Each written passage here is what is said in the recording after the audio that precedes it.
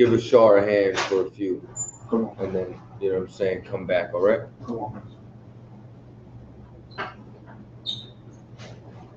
We live? All right, we'll give it a minute to populate. In the meantime, anybody have any questions in the room?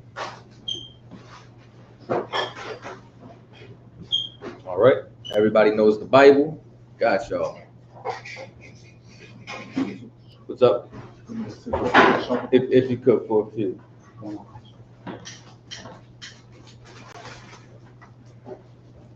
That's your flavor?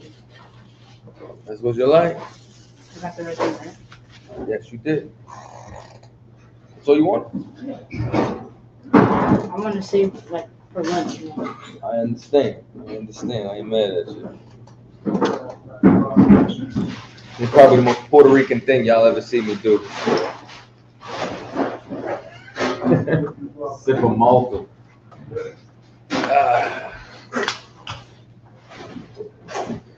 All right, this is the Isupk Brotherhood class every single Tuesday, live at a headquarters. If y'all got any questions, you understand, y'all can go ahead, throw them in the chat. Any questions in the room? No? All right, let's go to Deuteronomy chapter 15.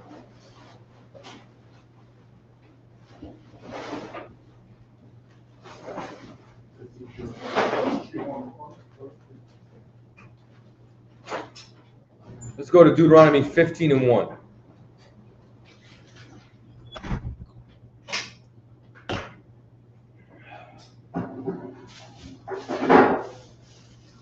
My pops would laugh at me because when I was a kid, I used to think these things tasted like mud.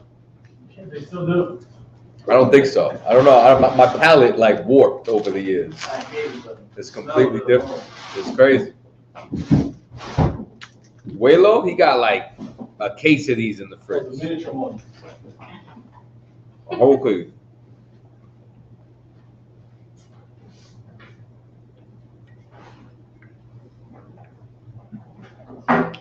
Young man right here in the front, my man right here. I'm gonna have you read it, all right? Nice and loud. Okay. At the end of every 7 years, you shall make a release. Where we at? Deuteronomy 1. Yep. 15 and 1. 15 and 1. So at the end of, you understand, every 7 years shall thou make a release. Meaning, in our land, there was certain time periods where debts would be released. Our entire economy is based off of brotherhood, so that this way we wouldn't be able to enslave each other or rule over each other in a rigorous way, like this society tries to rule over us. You understand? Like, we're supposed to take care of the poor. You know what I'm saying? We're not supposed to try to profit over our brothers in order to keep them poor, like they try to do with us. They have enslaved us in a system of debt through interest rates and all of that. Because the problem is the small hats, you understand, the quote unquote, you understand, people who stole our identity, they control the banking systems. So because they look at us like the Goyim or the Gentiles, and they believe that they're the chosen, they believe that they could charge us usury. Usury is interest. When you deal with your brother, you understand, in business, if you lend me 500, I'm only supposed to pay you back 500. You understand? Same thing, vice versa. If I lend you 1,000, I can't collect 1,500 back for interest. You're supposed to just give me the amount back that I loaned you, so that this way we don't enslave each other as a system, you understand, of debt. So during certain time periods, we would release each other, you understand, from our labor or from our debt, because you could also sell your services.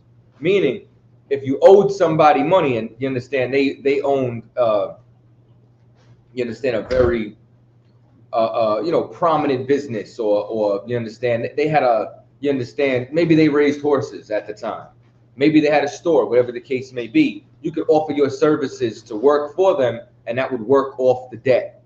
So there was different things that would be able to be done, you understand, with our brothers. But after you could not have your brother in debt to you for longer than 7 years. All right, keep reading, please. Chapter 2. And this is the manner of the release. Every creditor that lends aught unto his neighbor shall release it. He shall not exact it of his neighbor or of his brother, because it is called Yahuwah's release. We don't say that in here. You I understand? need to know your No sweat, no I'm just sweat. reading. But no, just so you know now, the proper, you understand, and would be Yahweh. However, we don't just say the Most High's name consistently. So if you see the Lord in all capital letters, you could say the Most High. Okay. You understand? Because the scriptures say you're not supposed to use the Lord's name in vain. So when we use it, we utilize it for teaching purposes or for prayer. You understand? Outside of that, to just, throw it around, like I've seen people put it on shirts and clothing, or don't use it for the password for your computer. You understand? Okay. All right. If you could, so what happens is, what you see here is that you see your neighbor or your brother. Your neighbor is the seed of your people. It's our brother. It's our family. You understand? This is who this is for. Like our laws, our governing is for our nation, our people, our society. Read on. Of a foreigner, you may exact it again. Of a foreigner, meaning this foreigner is someone of another nation. You understand? This foreigner is somebody who is not of the seed of Abraham, Isaac, and Jacob. Good? But that which is yours, which your brother, your hand shall release. You understand? But if it's your brother, we have to turn around and we have to release it. Read on, please. Say when there shall be no poor among you, for the Most High shall greatly bless you in the land which the Most High gives you an inheritance to possess. You understand? So the Lord gave us this land. And as a result, we're supposed to take care of the poor. You understand? Like we're supposed to, like, if you're in that power position, you're not supposed to use it and abuse it. You're supposed to look around you and be like, how can I empower my brothers and sisters that's around us? And that's exactly what you saw at the cookout this weekend. You understand? Congratulations once again to newly raised Officer of 5,000 Isupk Brotherhood. You know what I'm saying? Get that in hand. That brother seriously, you understand, worked hard, you understand, and earned that rank. And that is a very powerful rank in the Israelite School of Universal and Practical Knowledge. You understand? So now, what we see is, I can't tell you, like, I think this is the first year at a cookout. I think we might have had more numbers from people that were not a part of our organization than that were. You know what I'm saying? Like usually, like we have about 200-300 people. That's us, brothers flying in from all over. I think this year, if there was 400 or 500 people at that cookout, I want to say more than half of them had to be, you understand, brothers and sisters from the community. What were you gonna say? The weeks prior, there's shelters all around us. So weeks prior, the Akim, we were all going to the shelters, speaking to brothers in the shelters, telling them to invite their friends. So at the cookout, we saw a bunch of brothers that we see in the neighborhood that live in the shelters coming to the cookout. You understand? And that's what you're supposed to do. You're not supposed to overlook the poor of the land. That's not what we're supposed to do. We're supposed to, you understand, like this entire society will consistently not only look down on us, but especially look down on the poor amongst us. You understand? And I was walking somewhere the other day, and I was with somebody, you understand, from my slavery, and I wouldn't give any money to the Edomite, you understand, so-called Caucasian. But as soon as my sister asked me for something, you understand, I hit her off with something. And he looked at me and he's like, and I'm like, yo, these folks got a whole white privilege bag. They fumbled that? You understand? Because I'll tell you what, their people will look down on ours. We have to be able to help ours first. Like our people are destroyed. You know what I'm saying? Our people are the ones that got to fear when the police are behind them and whatnot. And that's how I explained white privilege to somebody. They were like, white privilege doesn't exist. I said, let me ask you something. When the cops got behind you, have you ever feared for your life? No. That's white privilege. Like you've never understood what it means to be, you understand, stopped and frisked. You don't understand what it means for that level of oppression. You understand? You could turn around, yell at the cop, rip up the ticket in front of his face. A brother can't do that. Latino can't do that. Native Indian can't do that. That's your white privilege. And he hadn't have nothing to say to me. You understand? Read on. Chapter 5. Only if you carefully hearken unto the voice of the Most High, to guard to do all these commandments which I command you this day. So if we were to actually listen to the Lord, we would have been able to prosper like that. But we didn't. You understand? Read on. For the Most High blesses you, and he promised you, and you shall lend unto many nations, but you shall not borrow. And you shall reign over many nations, but they shall not reign over you. That's how we were supposed to be. We were supposed to be the ones in control of the finances. We're supposed to be the ones, you understand, running the economy. And instead, you got the Rothschilds and the Warbirds and, you understand, so on and so forth. These JP Morgans. You have all of them who control, like, incredible amounts of wealth. You got a question? So are you saying that the fake Jews study our Lord's statutes and commandments, utilized it, and enslaved us? Correct. Give that sister a That's hand. right. That's exactly what happened. You gotta- Because Mhm. Isn't when you said like every 7 years, isn't it like that with your credit? Exactly. This is where they get it from. Like when you look at, you understand, the structure, yeah, of this entire society, a lot of it is based off of the Bible. Even when you go back into medieval times, you know what I'm saying? Like, you can go and look at how they did the pedigrees and the patents of nobility, and it was all based around the Bible. Like, the Bible is so amazing that you can literally take a people, go into the Amazon, and rebuild an entire nation. It'll tell you how to build a government. It'll tell you how to run an economic structure. It'll tell you how to establish moral order. And Israel did that in 60 years in the wilderness. You understand? 60 years removed from Egypt. Like, that's how powerful this book is. So every nation on the planet has taken from this. And who's the one who runs all the credit unions and the banking systems? You understand? The quote unquote Amalek. You understand? So as a result, inside their institution, they put that in there that your credit will reset every 7 years. And they put in there this system of debt that they charge us because they charge us usury and they eat off of it. Because you know the Federal Reserve that they run, you know, that's not federal at all. It's a private entity. You understand? Like, and you know that same institution pays no taxes on anything because they generate and create the money. And these are the same people who literally, I think that's probably in a couple of weeks, I'm going to do a breakdown on like the mark of the beast. And I'm going to come and show how from the Vatican to BlackRock and Vanguard, that these are the 666 who collectively control everything.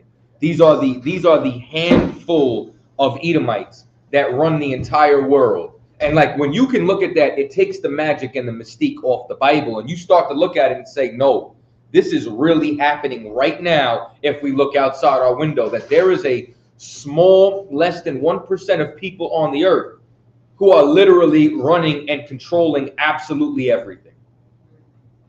Read on. 8. But you shall open your hand wide unto him, and shall surely lend him sufficient for his need, and that which he wants. Number 9. Beware that there be not a thought in your wicked heart, saying, the 7th year, the year of release, is at hand, and your eye be evil against your poor brother. So now this is the Lord trying to, you understand, make sure that if even the thought pops in our head, we would have a law to be able to check it. We would have a reference point. You understand? Like, beware, because the Lord knows what it's like dealing with money. You know what I'm saying? You want to get paid. You want to come up. We can't think greedy with one another. Go ahead. And he cry unto the Most High against you, and it be sin unto you. You understand? And if he sin unto you, which means the Lord's going to deliver you. You know, the scriptures say the Lord giveth and the Lord taketh away. Good. 10. You shall surely give him, and your heart shall not be grieved when you give unto him. And you can't be grieved when you do that for your brother. Good. Because that for this thing the Most High shall bless you in all your works, and in all that you put your hand unto. And that's what we need. You know, You understand? And that's exactly what we need. We need the Lord to be with us. You done? You should Lord be with you out. You understand? And the problem is the Most High has been against us. Like our power has been literally against us to the point where we're on the bottom of every socioeconomic ladder. These heathens lend to us now. We're the ones who sit here and are destroyed and have to beg and sleep in the streets and look for their mercy. Like, why do we need WIC? Why do we need EBT? You understand? Like, we're the greatest people on the face of the earth. Like on what level? Like you know, it's crazy. The other day I seen the American team for sprinters. There wasn't one Edomite on the field, man or woman. You understand? Because everything that we do is greater than every single other nation. So if we're the fastest swimmers, yeah, they put a Puerto Rican in the pool. That's just the dust at everybody a few years ago at the Olympics. You get what I'm saying? Like, you got Sha'Carri Richards, you understand? Smoking everybody on the track. And if it ain't her, it's the Benjamites, it's the Jamaicans. You know what I'm saying? Right. Like, we're the fastest, we're the strongest. We do everything better than everybody else. We set all the trends. We're responsible for every form of music in the Western Hemisphere. You know what I mean? Like, we literally invented everything. Like, everybody turns around and thinks that Edison invented the bulb. He invented a piece of the light bulb. Lewis Latimer invented the light bulb and the entire electrical grid that we use today. You understand? I think some Latino brother invented the television. It was two brothers who invented the radiator. Like, we are responsible. And I'll tell you what, it wasn't either they whitewashed Eli Whitney, or you understand, or they stole that invention from a slave, because ain't no reason for a white man to create a cotton gin. You understand? Like, invention comes from necessity. You know what I mean? Like, white man don't care about making your job easier, but we have to have the ingenuity to figure out a better way to do it. Y'all with me? Read on, please. 12. And if your brother, a Hebrew man or a Hebrew woman, be sold unto you and serve you 6 years, then in the 7th year you shall let him go free. You skipped the verse. If you could read 11. 11. For the poor shall never cease out of the land. Now, this is what we got to understand. There's always going to be rich and poor. You understand? The poor is never going to be out the land. But the difference is that we can't look down on our poor. We can't look down on the less fortunate. All of the laws, statutes, and commandments. Like Yahushua said what? He said that the law hinges on two things: loving the Most High and loving your brother as yourself. So when you look at every law, this is either about the Most High or this is about your brother. That's it. You understand? Right. Even when it comes down to when it says if you have a vineyard or all your crops in your field, you understand the borders of it. You're not supposed to harvest or glean the borders of it, meaning the entire outside. Why? Good? Because it belongs to the poor. That exactly. It belongs to the sojourner. You understand? Meaning the Israelites who travel, you understand, around. The poor. You understand? Those who are less fortunate enough or who are hungry. They're supposed to be able to come up and take an apple right off the tree because they're hungry in that moment. Bring a couple home to their family. Because our economy is based off of helping one another. You can finish that verse. Therefore I command you, saying, you shall open your hand wide unto your brother, to your poor, and to your needy in your land. And that's what we're always supposed to do. There will always be poor in the land. There will always be, you understand, some amongst us who don't have the ambitions to, you understand, maybe run a huge plantation of some kind, a vineyard, or whatever the case may be. You understand? There's nothing wrong with that, but there is something wrong with that if you have an abundance and you can't see that you've been blessed by the Most High and you do not, you understand, take care of those that are around us. Isn't that like how it is now? The rich are greedy and they don't help.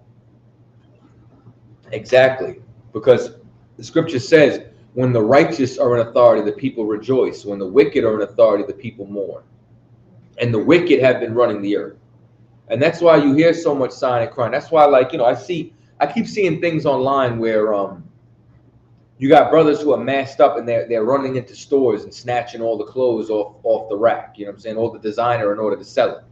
And I see people who turn around and they talk down on it. But then they support OnlyFans, right? And now I turn around and like, this is what you got to realize about strip clubs, OnlyFans, and boosters who are running into the Gucci store and running out with racks. They all have the same underlining things, you understand, together. They all have a common denominator. Poverty, because if you got that much money, you don't need to steal from a store. It's irrelevant. Unless you're a kleptomaniac, you're not going to go in there and just, you understand, decide to steal something. Well, why do you think a sister needs to sell her body? Poverty. Why do you think sisters want to dance on a pole? You understand? Because they see a faster way to be able to get to money. They don't want to sit there and work in McDonald's for $15 an hour when they could go make a couple of thousand for 3-4 hours in a night. Poverty gets us to erode our morals because we want more. Because that's all they push in Babylon. They push materialism. The church pushes gain as godliness. You understand? The pastor ain't in no RAV4. The pastor driving up the block in a Bentley. You know what I'm saying? The pastor who got robbed in Brooklyn, how much was his chain around his neck? I think he was rocking like what, 70,000 when they came and robbed him? And then he yelling out the congregation, like, you know what I'm saying? Like, you ain't putting nothing back into the community. You've been robbing the community. It's about time you got robbed. Salakia. Stealing is wrong. You understand? But what I'm saying is that's judgment. You understand? Like you think you're gonna keep sowing evil and evil ain't gonna fall upon you? What are we talking about here? Now, no one should steal from anybody, but I'm just highlighting the crime. Like, how dare you be upset, you understand, about crime and theft when you just robbing everybody? Right. Because they'll say the laws are done away with, but pay your tithes. That's the only law that ain't done away with.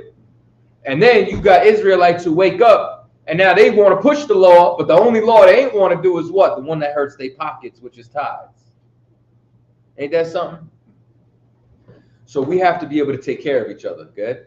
Yeah, I just wanted to say that's the reason why I stopped going to church. Because the pastor is telling people to pray for their heaven, but the people see the pastor having his heaven right here. Listen, and what you just said is exactly right.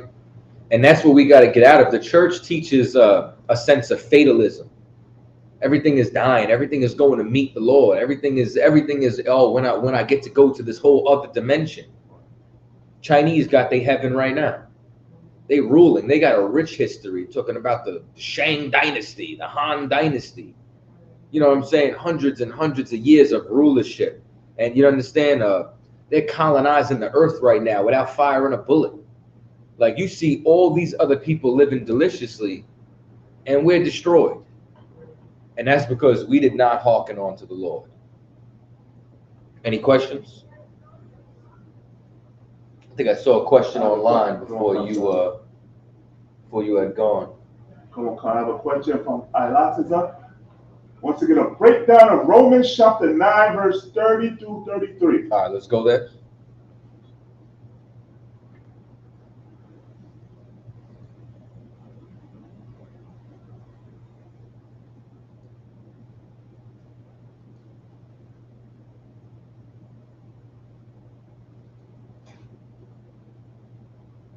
Romans chapter 9, verse 30. What shall we say then? That the Gentiles, which follow not after righteousness, have attained to righteousness, even a righteousness which is of faith. Keep reading. Verse 31. But Israel, which followed after the law of righteousness, have not attained to the law of righteousness. Good. Verse 33. Wherefore, because they sought it not by faith, but as it were by the works of the law, for they stumbled at that stumbling stone. Verse 33.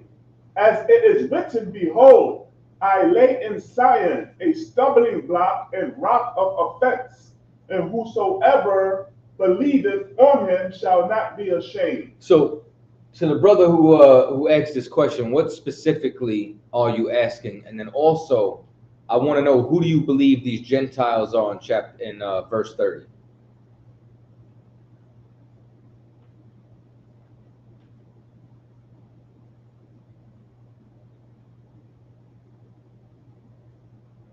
Give him a second to answer, all right? Come on, come.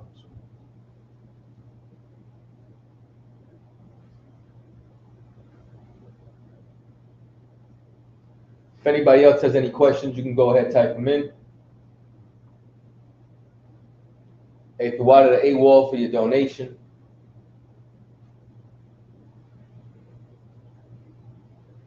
I have a question. Good. Is the account with David and Saul's son, isn't that like a perfect precept for brotherhood? For sure. You understand? Because Saul was the king of Israel, and Jonathan defied his father to spare David's life. That's how tight that they were. You understand? So that's a perfect scenario for brotherhood, where it says that they love surpassed even that of a woman. You understand? Meaning, like, you know, like Cap always gives the answer. You know what I'm saying, about Belly. You know what I mean? Like when Nas was in the crib with his wife T-Boz. You know what I'm saying? And then you had DMX circling the block, and he's hitting them up. And she like, you better not go out there and mess with Tommy. And he go out there anyway. You understand? Because you love your woman, but your brother needs you right now. So you understand? That's how your love could surpass that of a woman. You understand that? Like, he's in trouble right now, and that's going to supersede the worries of your wife. You understand? I tell all my wives that. I'm like, if I got to go to camp, I'm with the Acu. Right. You know what I'm saying? Why? So we got to handle business. Come. You understand? Listen, I would love to just lay up on Saturday in bed with, you understand, one of my wives. It would be amazing. You know what I'm saying? Sleep in, be great. You understand? However, you got work to do. You understand? So this brotherhood that we have surpasses all of that, because the brotherhood is going out and teaching these brothers that everybody else looks down on, that nobody else cares about, that nobody else wants to educate, that nobody else wants to speak this truth to. All right. We have a few questions. I lots of them responding saying, Gentiles are Israelites scattered. The law of righteousness is confusing me. Okay. What did he say on the bottom? On the bottom, he said, Israel sought righteousness by the law, but not by faith. What does that mean as well? Okay, I got you. All right. So now, when it says that Israel sought righteousness by the law, you got to understand. I spoke about this a couple of weeks ago when we were in Chicago, right? Is that you have the law, which is the written law, thou shalt not kill. You understand? The dietary law, Leviticus the 11th chapter. Then you have the law, which is how the law works, the proceedings of it. You understand? Like, law has context. Like, if I say the law is coming right now, what am I talking about?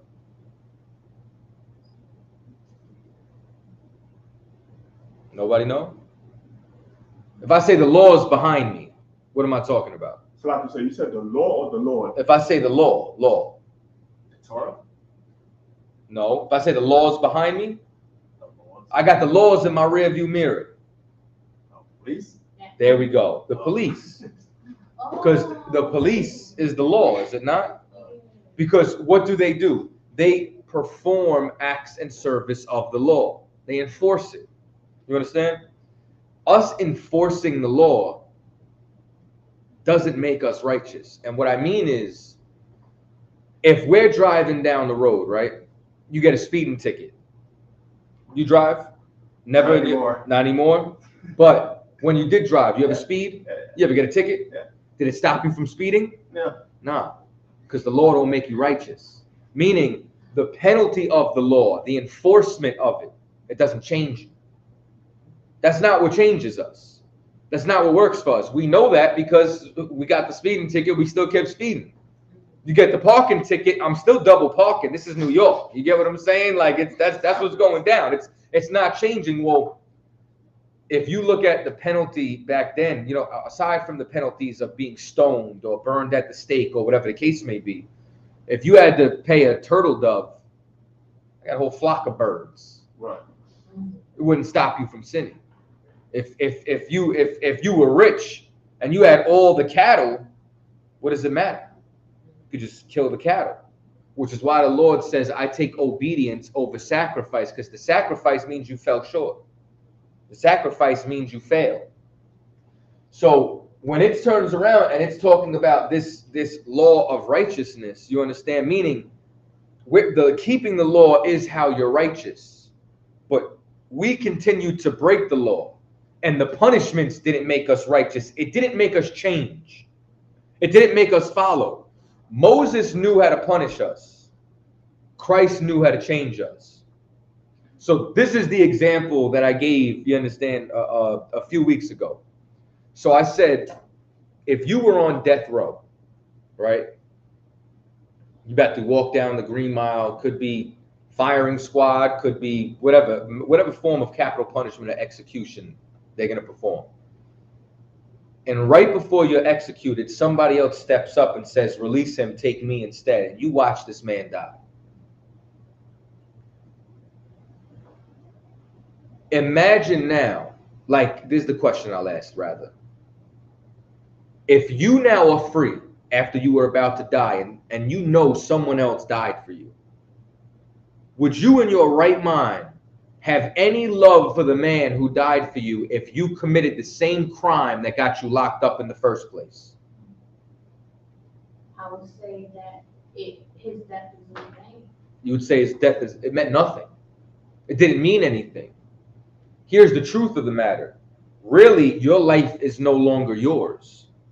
You have to go out and live for that person now because they paid a price for you. Well, that's what Yahushua did for us. He died for us to be able to get a second chance. He interceded with the Lord. He was a brother who lived his life perfectly and had so much favor with the Lord that he's now the mediator. That he's now a method, you understand, for us to be able to receive mercy. So if you actually believe Christ died for you, if you had that faith that he really died for you, you know what you would never do? The same thing that got him put to death in the first place, which is what? Sin. So instead, we would keep the law. Because like the speeding ticket won't help us, like the lamb or the turtle dove or the oxen didn't change us. If you really believe another man died for you, well, now that changes everything. Now I can't piss on what he died for. Now I have to change. Let me know if that answered the brother's question, all right? Come on.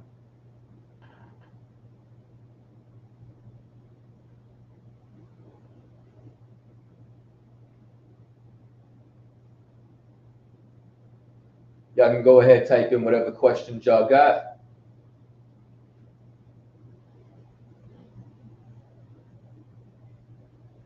Salakia, I want. Also, Paraza1 asked Salakia, what was the last Salakia? What was the last couple of precepts that you were covering about? We were reading inside of Deuteronomy 15 about taking care of the poor in the land, and then we came to this. After that, we came to this question inside of Romans. I have a question.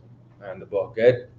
I want to know, like when Yahushua is to return, what does he do about the fake Israelites in Israel? Well, it's a couple of things that could happen. Let's go to Matthew's, the 7th chapter.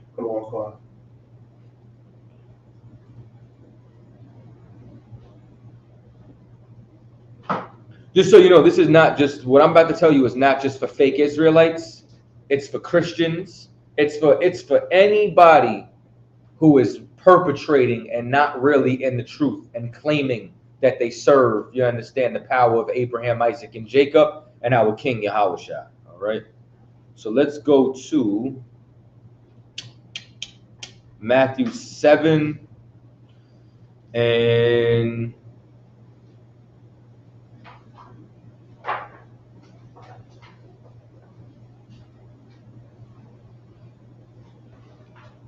want to say 20, so I'm in Mark. Hold on. Matthew 7 and 21. Come on, Con. Nice and loud for me if you can. Come on, Con. Matthew chapter 7, verse 21.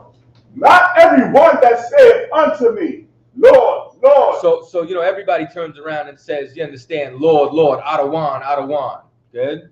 Shall enter into the kingdom of heaven. Shall enter into the kingdom of heaven. Good? But he that doeth the will of my Father, But he that doeth what? the will of my Go Father, ahead. which is in heaven. So now, he that does the will of the Father. So now, there's going to be a clear distinction between them that do the will of the Father and them that don't. Go ahead. Verse 22. Many will say to me in that day, Lord, Lord, have we not prophesied in thy name? So you got all these people talking about, I prophesy in the name of Yahweh Shah. I say Yahweh Ba'ashem Yahweh Shah. I speak the holy tongue. Go ahead. And in thy name have cast out many devils. And in thy name they cast out many devils. Can I tell y'all a secret? They really haven't. They really haven't casted out many devils. Just like the Christian church hasn't casted out many devils. They acting like they performing the exorcisms. You ever see that one video with the cat throwing his jacket and the whole everybody falling over? That's not real. You know, even when you go and look at the cult of Jim Jones, they said he was faking those miracles. He was putting plants in the crowd and acting as if he was doing those things. They're not really casting out those devils. Right. Read on.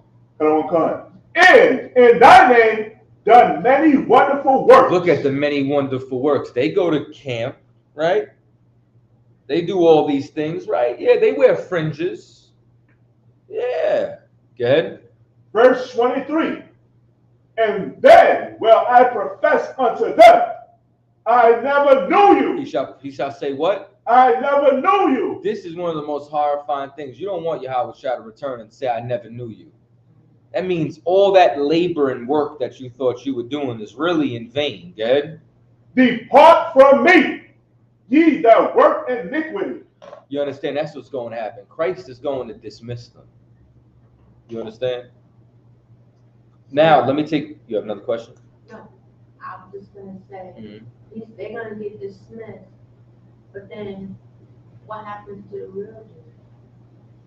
Well, the real followers of Christ, well, first of all, you have the 144,000 who gets crowned. All right? So, you know what I'm saying? We could read about that in a couple of books. We could read about that in the Apocrypha. We'll go there in a minute. We could read about that also inside of Revelations, the 7th chapter, which we'll go there in a minute. But I just want to show another side of it. Let's go to, before we go and answer what's going to happen to those that actually obeyed Christ, let's stick with one more time with the people who disobeyed Christ. Let's go to Luke, the 19th chapter.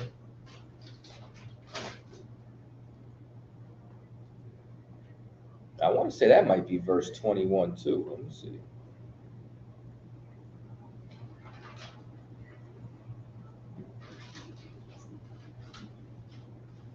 Yeah, you know what?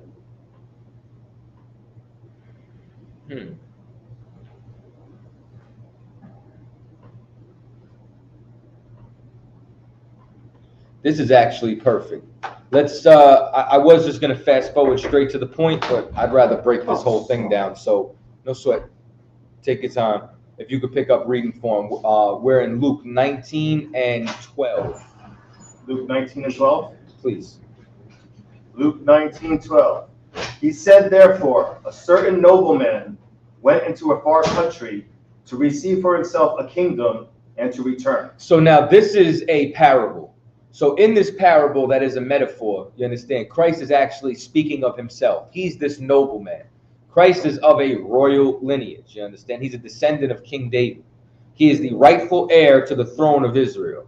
And now he had taken a trip, you understand, had gone on a journey in order to receive the kingdom. Well, he's on a journey right now. When he comes back, he's going to receive his kingdom. Read on. 13. And he called his 10 servants, and delivered them 10 pounds, and said unto them, Occupy till I come. You understand? He gives them 10 pounds, gives them some money, and he gives them work.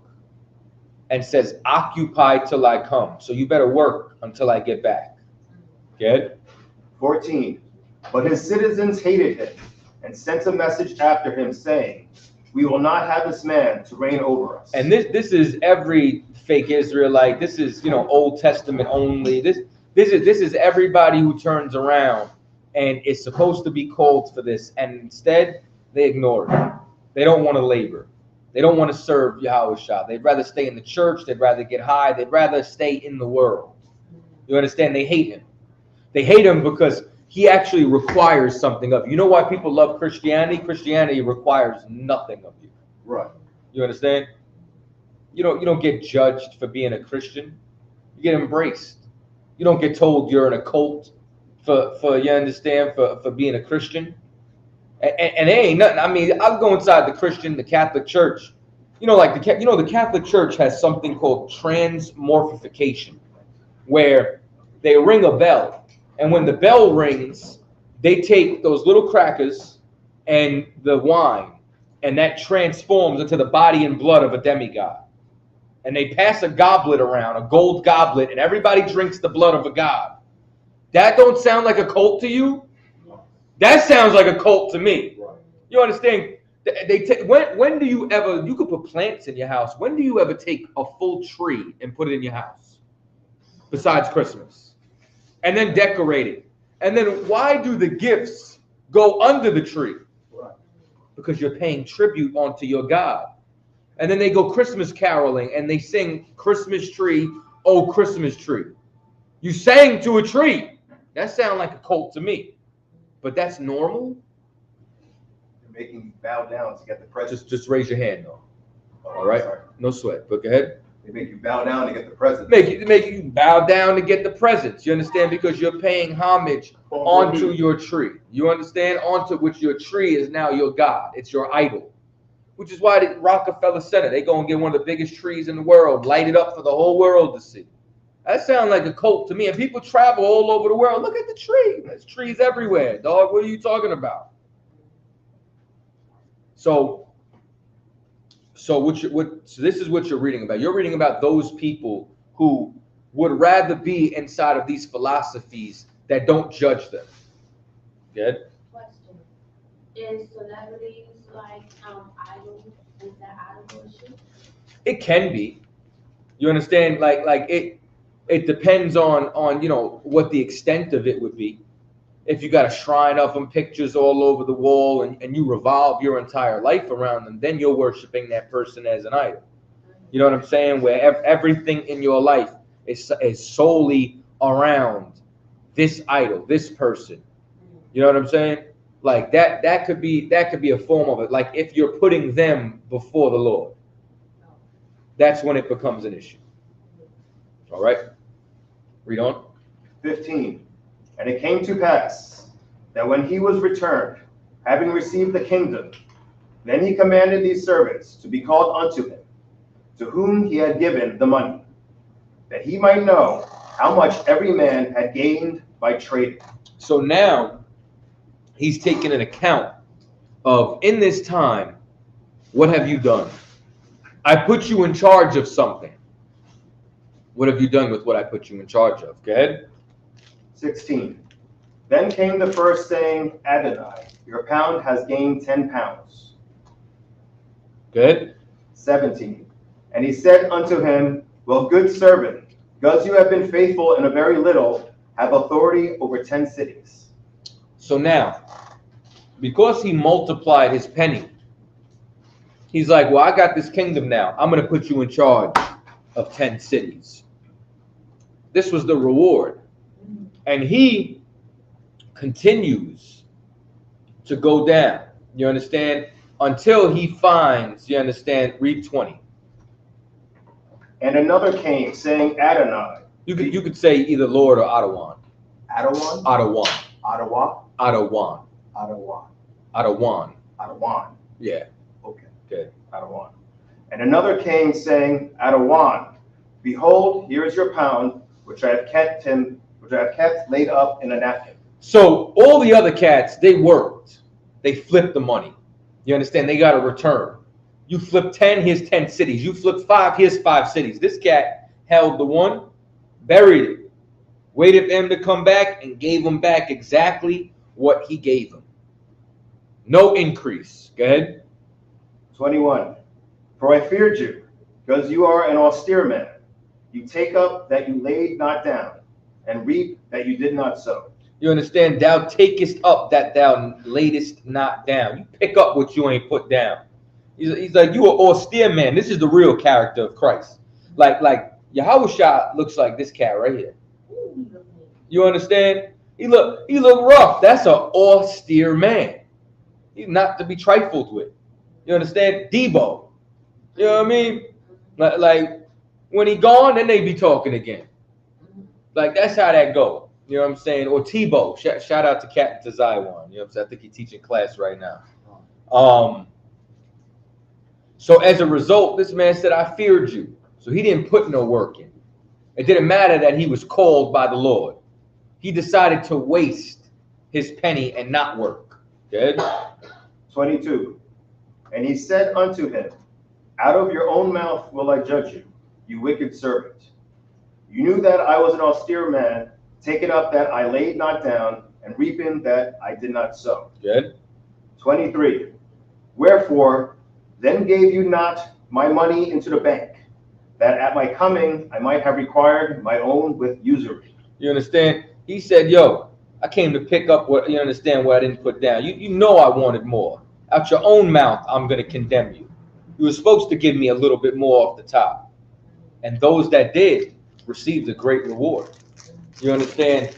But now this cat going to receive a punishment. But not just him. You understand? But just for time's sake, here's what we'll do. Drop down to 27. 27. But those my enemies, which would not that I should reign over them. So Christ takes his joint and gives it to the next man. And then he says, and my enemies, all those people that didn't want me to rule over them, go ahead.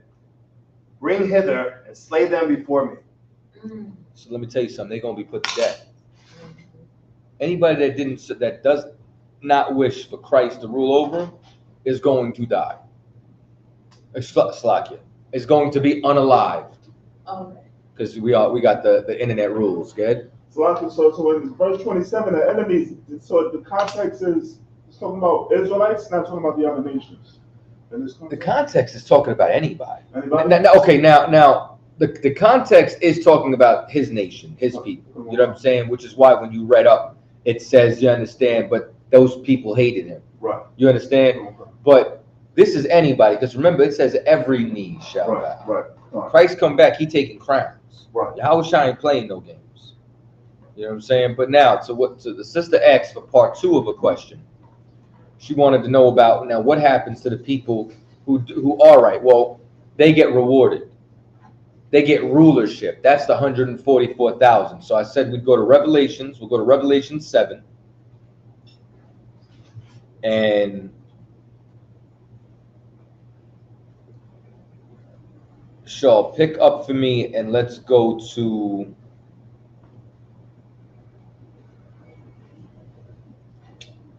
three. 7 and 3.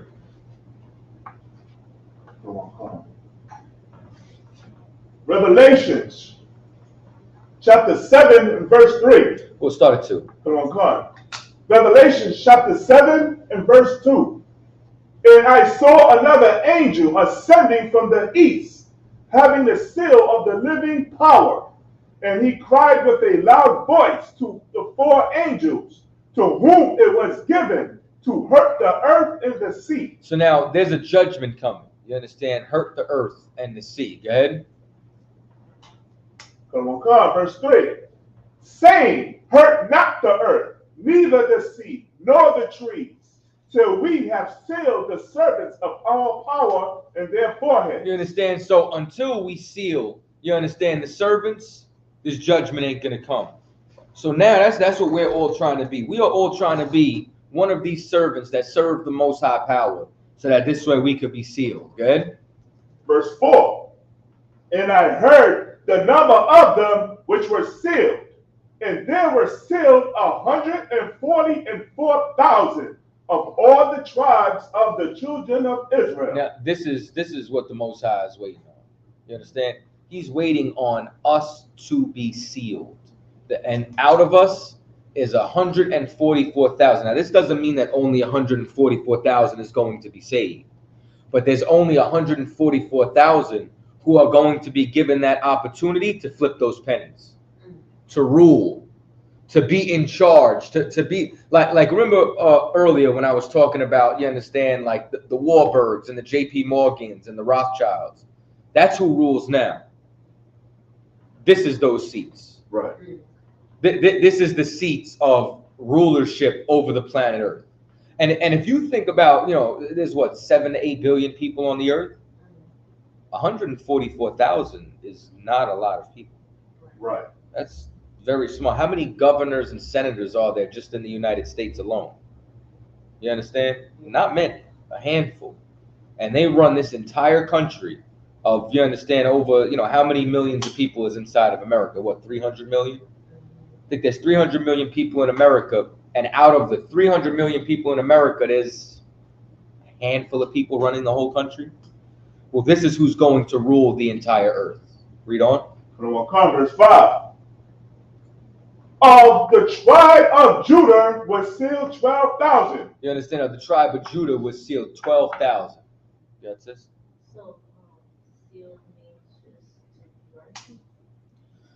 just So you want to think like, you know, like if I seal this drink, you understand, or a seal like this, like meaning they're marked.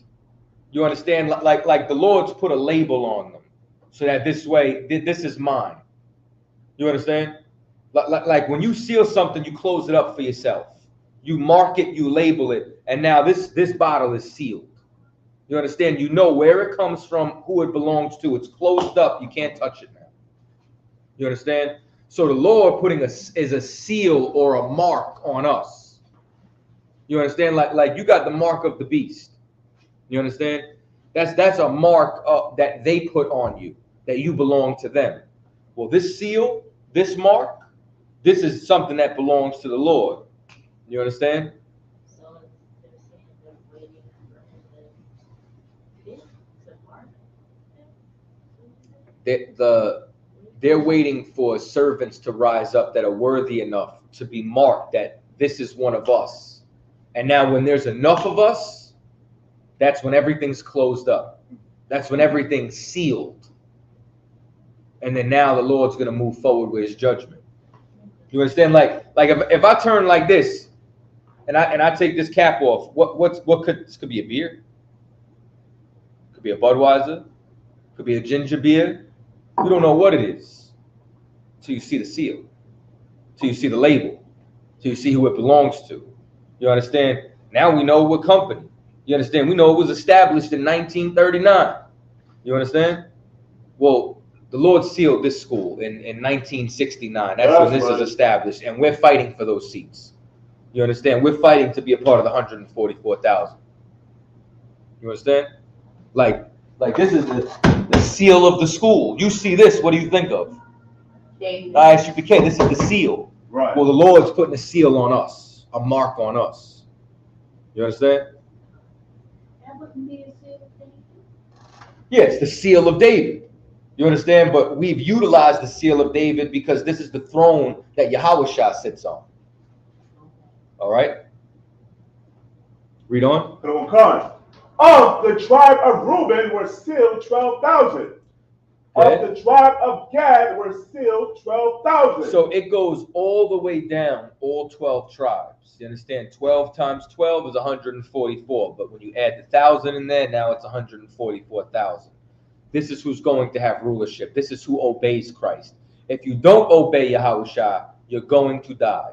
If you do obey Yahushua, you're going to be given an opportunity at rulership. And then you have the people who the Lord decided to have mercy on, because And not everyone's going to be in the government. Some people are just going to be civilians. Read verse 9. Verse 9. After this I beheld and know a great multitude which no man could number. Now this multitude that no man could number, this is Israelites. This is the people that the Lord decided to have mercy on. So, like, doesn't that prove that the number's not necessarily literal? The 144,000 is literal. Wow. You understand? The multitude this is everyone outside of the 144,000. This is the civilians. This is the people that didn't make this number. This is just the people that the Lord decided to have mercy on. Good? Of all nations and kindreds. Why? Because Israel comes out of all nations. You understand? Like, I believe you came out of Central America, your people. Am I right? Huh? Oh, you're Judah? Or your husband, though? Yeah. He comes out of Central America. You understand? My father comes out of Puerto Rico. You understand? His father comes out the Bronx? North Carolina. North Carolina. You get what I'm saying? Like, we done came out of everywhere. We speak all these different languages. We speak in broken English. We speak in Patois. We speak in Creole, Zapase. We speak in Spanish. You know what I'm saying? Hablo Español. We speak in you understand, all these different languages, okay? I'm learning Spanish. Sister, get a sister a hand. She learning Spanish.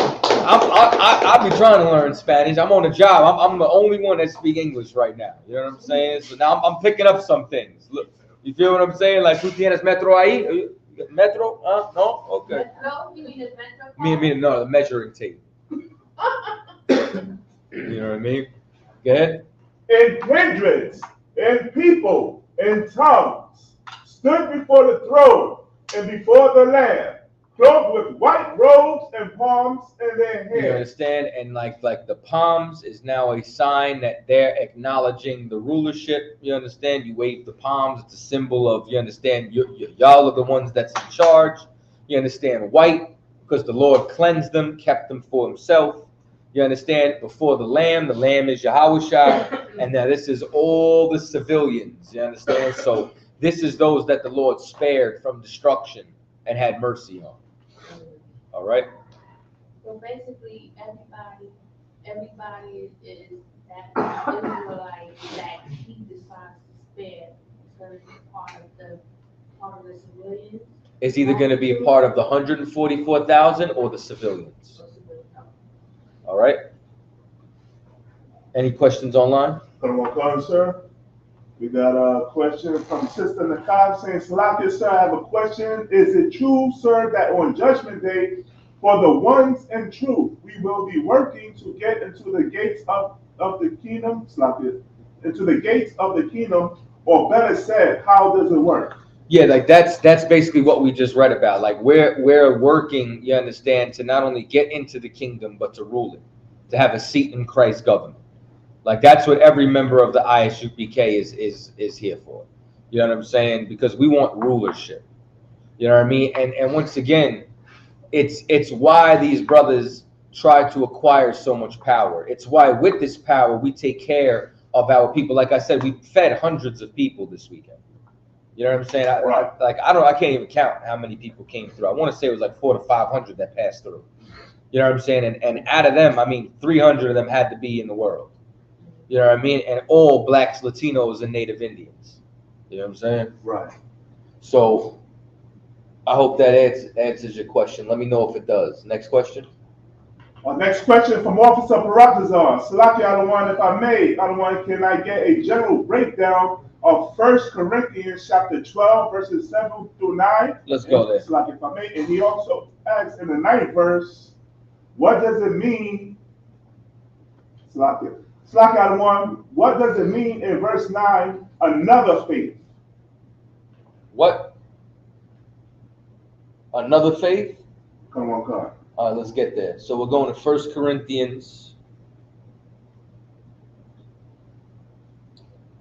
12 and 7 and 9, he says. Come on, God. Okay, so this is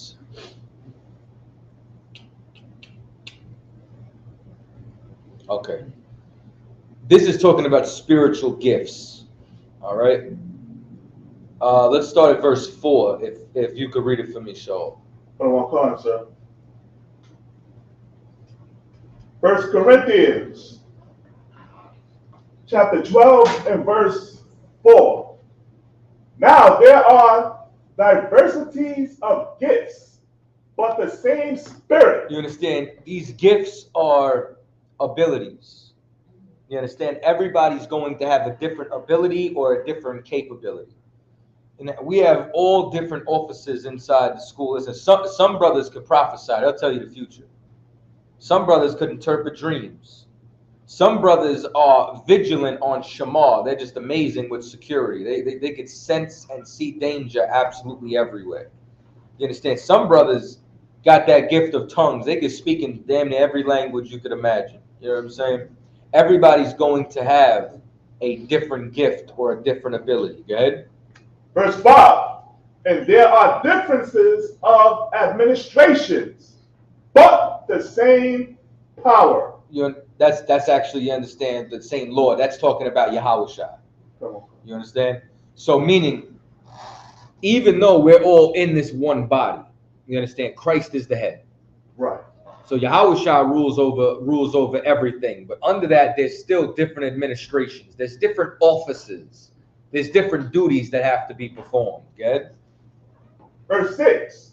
And there are diversities of operations. So there's different operations. And once again, if you're an officer in the school, it's very easy to understand this just because we have different offices, different, you understand, like, just for example, Cross the Line Radio. This is one of my offices. You have a treasurer, you understand, who handles the money. You understand, different, you have a brother who's in charge of Shamar, who's in charge of security. We have all these different operations that we all function in, all these different administrations. Go ahead. But it is the same power which worketh all in all. You understand? But it's still for the Most High power that works all in all. Good. Verse 7. But the manifestation of the Spirit is given to every man to profit withal. So meaning the manifestation of this Spirit, this that gives you these gifts, is sent to profit the truth, to bring gain in here, to fish more brothers and sisters, to increase this nation. Which, remember, Yahushua gave those brothers that money and said, flip it. You understand? You get these gifts, it comes with responsibility. We have to be profitable in the work of the Lord. Okay? Verse 8. For to one is given by the Spirit the word of wisdom. You understand? So one brother could get wisdom, could be extremely wise. You understand? I'll tell you somebody who got this gift right here. That's General Muhammad. That's right. You understand? General Muhammad has been given such an incredible, you understand, gift of wisdom. That brother could see into the back of your mind. You understand? Go ahead. To another, the word of knowledge by the same Spirit. You understand? So to another, the word of knowledge. This brother might have an incredible memory. You understand? Might be very formidable in knowledge and expertise in a lot of different areas. Good. Verse 9. To another, faith by the same Spirit. So when it says to another faith, it's not talking about another faith as in a different belief. It's saying that this person's gift is an abundance of faith. You understand? So meaning that to have that much faith, you understand, is a gift from the Lord. You understand? To be able to understand this, work at it, label at it, go into the streets and do these things. You understand? And truly know that the Lord is with you in all your steps is a gift from the Lord. Good. I was gonna say that I have like a little story about that. I was pregnant with my second child, and I was about to give birth, but I was 3 weeks ahead. So I ended up praying in my mind, Lord, please get this baby out of me. I can't take it no more. So I had faith that he would do it. We then walked to my mother's friend's house. I was with my mother. And then we walked back to the apartment. don't you know I had the contractions and I gave birth that day? Mm. So that was tremendous faith. And then I wasn't even praying. That was my first time praying. Well, most high in Christ for that, sis.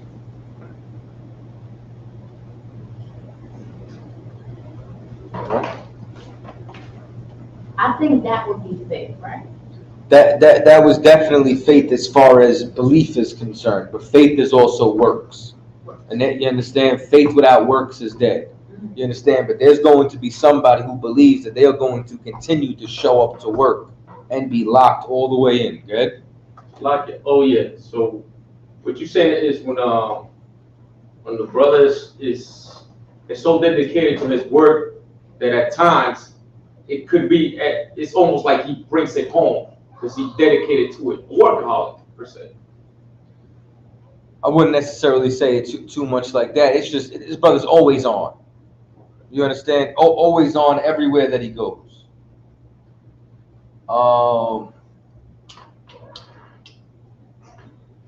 Let me know if that answers your question. What's next? Can I please have a precept to show smoking weed is wrong? Okay, I got you. Give me Genesis 1:29. Good on God.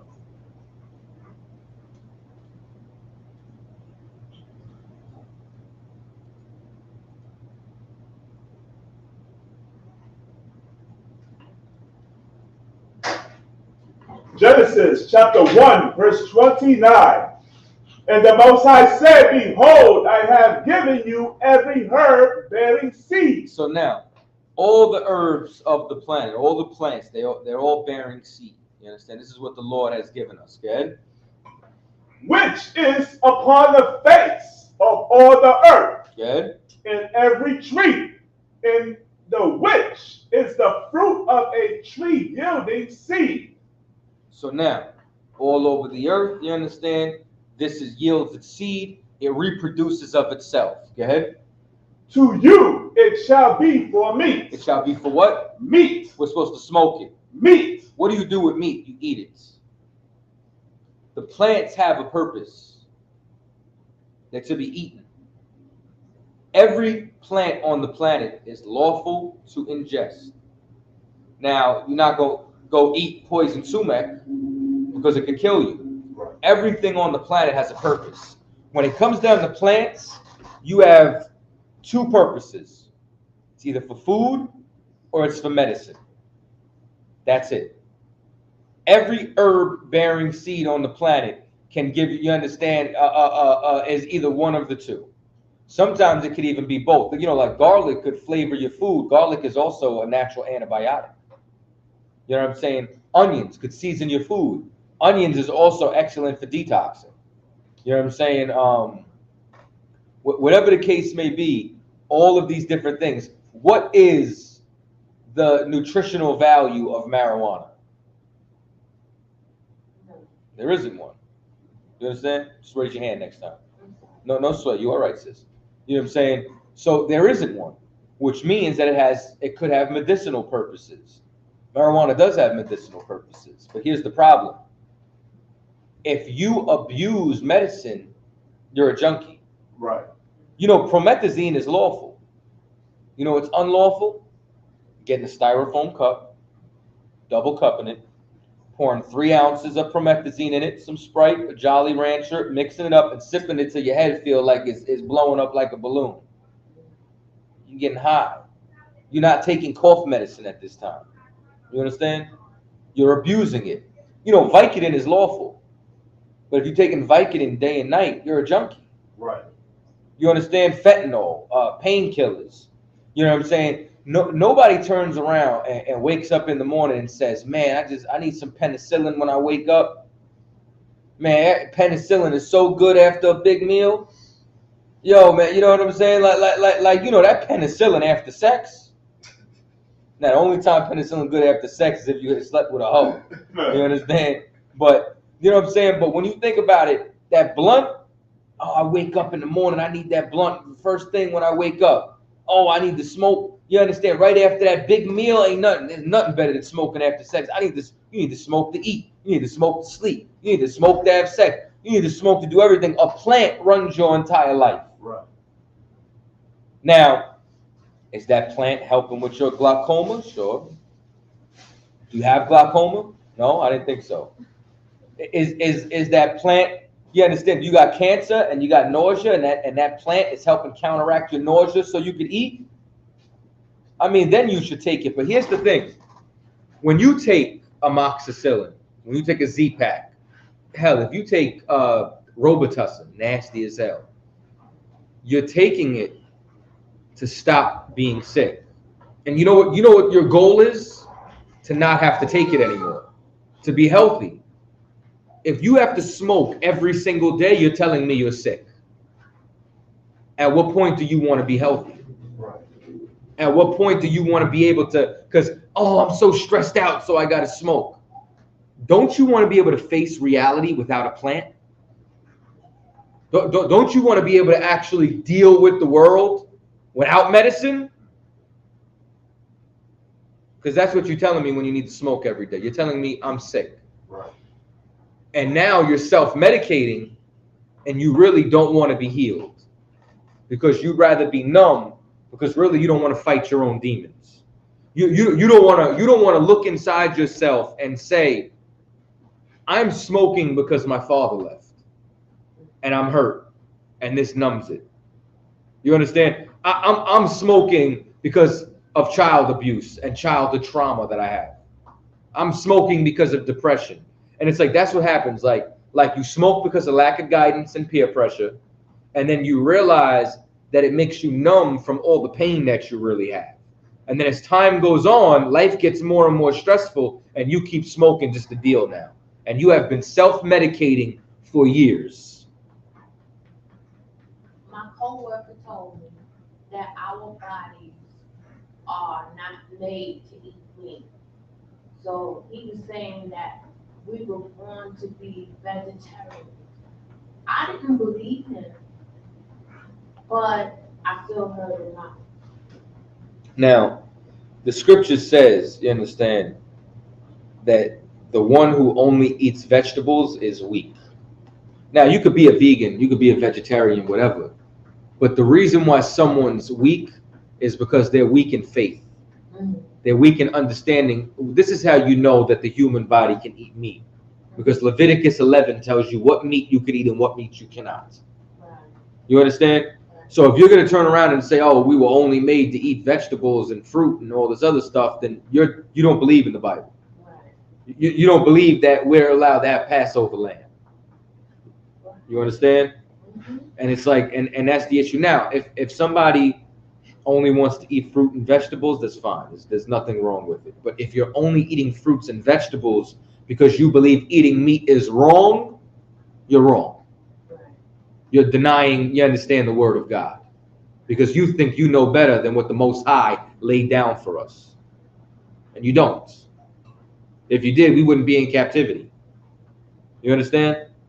Good. I was just thinking that I couldn't believe him, so I kept eating meat. Right. Now, there are meats that we cannot eat. Right. We can't eat pork, crab, shrimp, lobster, tuna, catfish. You understand? I know if you from the South and where country, I know that catfish is a big one. You understand? But it's a bottom feeder. That fish is so slimy. You had a question?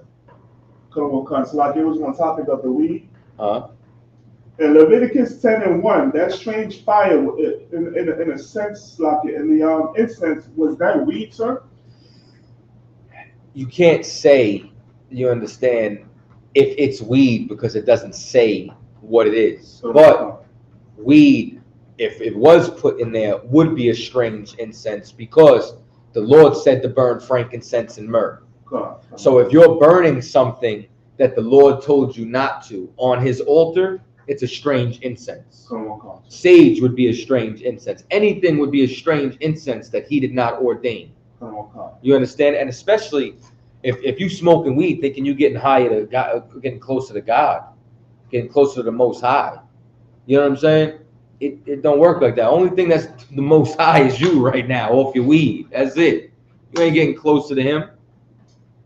What you're doing is you just fueling your own demons and creating a state of psychosis that's going to lead to schizophrenia. Wow. That the Most High is not talking to you. Right? Come on, Connor, sir. We have another question. We have a question from. Can you save the 2/3? Is it possible to save more than what the Bible said would die off? I'll tell you what, brother, I pray every day that it's possible. You know what I'm saying? This is what I know, right? When I read the book of Jonah, Jonah said in 40 days, Nineveh shall be destroyed. He didn't say it might. He didn't say repent for destruction is at hand. He said in 40 days, Nineveh shall be destroyed. And then you know what happened? The Lord repented of that destruction because everybody in that city repented. It's for sure possible. And like, you don't want to have like a fake Israelite has the spirit of the 2/3 are going to die. You 2/3 ass nigga, you going to be unalive. The Lord's going to kill you. That spirit is Satan. You understand? Like you want to, if you want to understand like the spirit of the Most High, like and how you're supposed to be in the truth, give me Romans 9:1.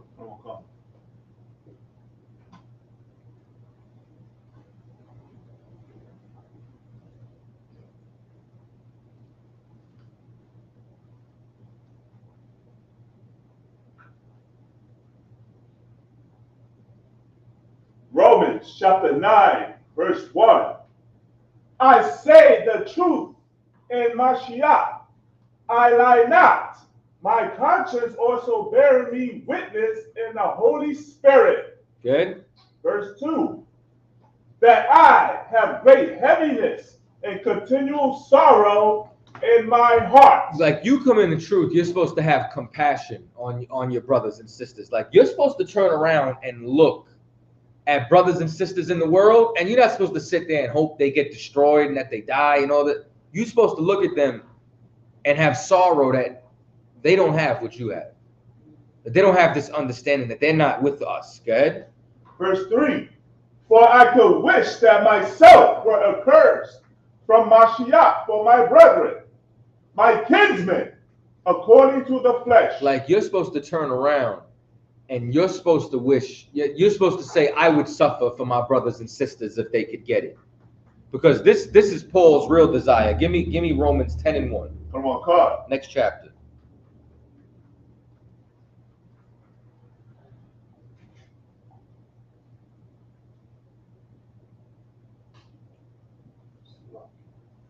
No sweat. Romans chapter 10, verse 1.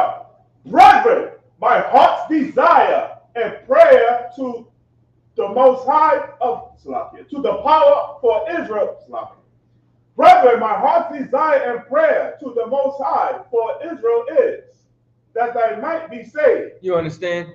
That's the prayer and the desire that you're supposed to have for all Israel, is that they're all saved. You understand that maybe the Lord will look down and change his mind like he did in Nineveh. Right. You understand that he'll have compassion and mercy, you understand, on all of us. If you're not in that spirit, you don't understand the truth. If you just wishing death on brothers and sisters that's in the world, you're not in the truth. Right. You don't understand. Like if you talking that you're 2/3, you don't know who's 1/3, 2/3, 144,000. Ain't nobody gonna know till the trumpet blows. Ain't nobody know till you hear that trumpet sound. It's he who endures to the end, the same shall be saved. I don't even know if I'm gonna make it. I don't think I'm worthy to make it. Right. You know what I'm saying? Like I'm here laboring. I'm here doing the job. Everything else is left up to the Lord. So if you talking that 2/3, you really might be 2/3. You ever think of that? Right. Nobody, none of us know. All right. Something happened the day that I left work, right? Mm-hmm. I went to work. I work at a nursing home on 138th Street, and these Christians came in and started singing to the old people, and they were singing all these Christian songs and stuff. The people got mad at me. I'm only watching them, making sure they don't fall. But they was mad at me because I wasn't participating. Why would I ever participate in singing Christian songs? I'm not a Christian. They got mad. Because the scripture says that, you understand, if you were of the world would accept its own. But because the Most High called you out the world, you understand, it's going to deny you. You know what I mean? And that's a good thing, you understand, to be rejected from the church. You know what I mean? Because these are some of the evilest people on the planet. Right. All right. Any other questions? Lots.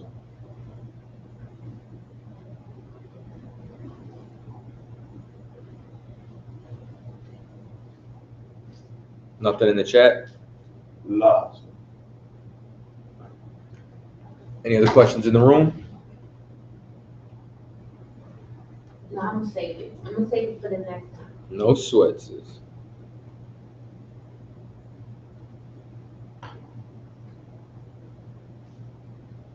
All right. So since we've been on the topic, let's talk a little bit about rulership. Let's go to Ecclesiastes 10 and 7.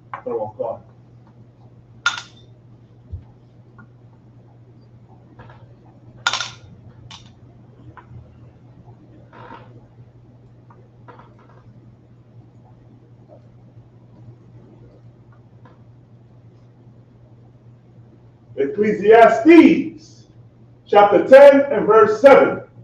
I have seen servants upon horses and princes. I've seen servants on horses. Servants ain't supposed to be up on horses. Right. You know what I'm saying?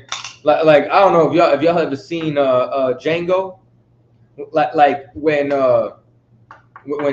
Django came up riding on the horse. This was during the time when black folks were supposed to be enslaved, and they called out and said, "There's a nigga on that nag," because they were like, "What is this servant doing on the horse?" But here's the real truth: these other nations are the servants on the horse right now. Right. Like the way they saw a black man on a horse and in a seat of power, and they turned around and knew something was wrong. That's how I look when I see Trump in office. Right. So I look when I see Biden in office. Right. That's how I look when you understand when the supervisor's white. Like, you're a servant. You're not supposed to be in the seat. Good? Okay. And princes walking as servants upon the earth. And that's us. Like, we're the princes of power. We are Yasharallah. That's what Israel is. It's a prince of the power. We are royalty. We're not supposed to be serving these people. We're not supposed to be sweeping their streets. Like in order to free yourself, you need to put yourself in the mind of these other nations in this capacity. They are competing for supremacy. They're not competing for equality. They're not trying to be equal with you. They're trying to rule over you. They're fighting to win. Like if your child's in class with an Asian, that Asian is trying to get better grades than your child. Right. He wants to compete. He wants to get the scholarship over your son or your daughter. That's what they want to do. We have to turn around, and you got to realize it's okay to be better than someone else. Now, we don't compete with each other. You understand? We work with each other. But we have to compete against these other nations. And the number one thing you have to realize is we're better than them. Right. Shake where does equality exist anywhere? Are you equal with your supervisor? Are you equal with your manager? Are you equal with the police department? Are you equal with the mayor? Are you equal with the captain of your basketball team in high school? You know, there's a reason why people get cut from the basketball team. Because you're not good. Right. There's people better than you, which is why they're on the court and you're not. And guess what? Is the rest of the people on the bench better than the starting five? No. If you were better, you'd be a starter. Israel is the starting five. You understand? Israel's on the Heisman. We are the greatest. That's the mindset that you have to have. Right. Like I don't care if you are a Isupk, a so-called Mexican, who just hopped the damn border. You're better than Donald Trump. That's right. That's what you have to know. Go ahead, sis. I just want to say, I had a situation when I was in college, and the teacher asked all of us to do a slideshow of your favorite holiday. So I did that. I said my favorite holiday was Rosh Hashanah. So she was like, "Are you Jewish?" No. So you've been practicing? No. I didn't know it was 2012. I didn't know. And she got really upset with me because she thought that I, the Jew, was showing her up. She was asking me a whole bunch of questions.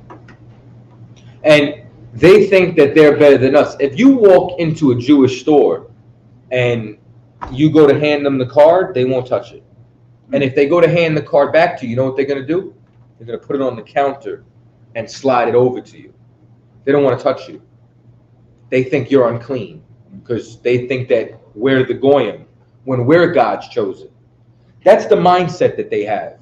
Like you could literally see if you could pull this up, right? There's go to YouTube. There's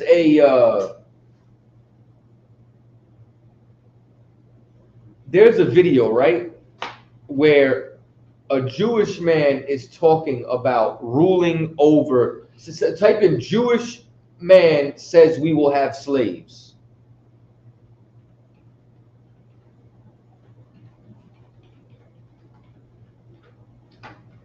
I want to see if this video is still up.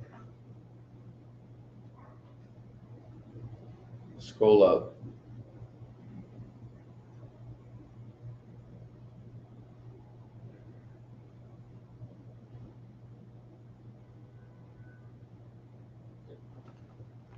Let me see if I can find it myself. Hold on. I want to see if we could get this video.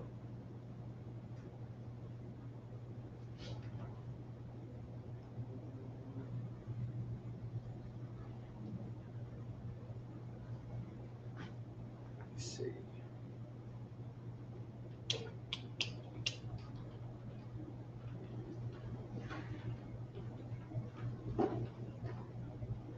Man, something told me I should have ripped that video when I had it. So he interviewed him, and he turned around and said, when the Messiah returns, we're going to have thousands of slaves of the Goyim. They believe that because they're fighting for supremacy. You know what I'm saying? And that's why, like, when they talk about, like, what do we build? We're not on the construction sites. You guys serve that. You guys do all the work for us. That's why they're in heaven. Because we're the ones that's serving them. You understand? Come on, come. Like, we have to get our mind into the head that we're supposed to be above. Matter of fact, give me Deuteronomy 28:1. Come on, come.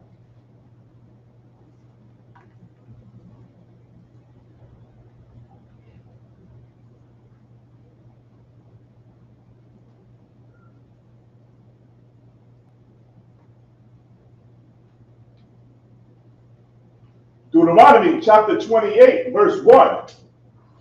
And it shall come to pass, if thou shalt hearken diligently unto the voice of the Most High thy power, to observe and to do all his commandments, which I commanded thee this day, that the Lord thy power will set thee on high above all nations. No, equal to. All nations. All men were created equal. All nations. Kumbaya, my Lord. All nations. We are the world. All nations. We are supposed to be above all nations. Go ahead. Of the earth. That are upon the face of the earth. We are better than them. Right. Like if you can get that into your head, you've now defeated, you understand? I mean, 90% of Christianity. Right. Because Christianity is trying to get you love white people, serve white people, save white people, white Jesus, Caesar Borgia. Like that's all that it's trying to do. And that's all that these people fight for. Every time I talk to a Christian, that's all they care about. Like, we could be talking about baptism and it's going to get to Gentile discussion. Right. It's going to get to how can they be grafted in. Because that's the mechanism of it. Every other religion that if you go into, you'll be serving another race of people. You go become a Muslim, you serve the Arabs. You become a Christian, you serve the white man. You become a Buddhist, you serve the Asian. you need to serve the God of the Bible. Yes, man. You understand? And not the God of Christianity. You understand? How does Commander General Yohana say it? Serve the nigga God. Where's the God of niggas? You understand? You want to know where they at? In the Bible. That's a black God. Drop that. Give me Revelations 2 and 25. Come on, Khan.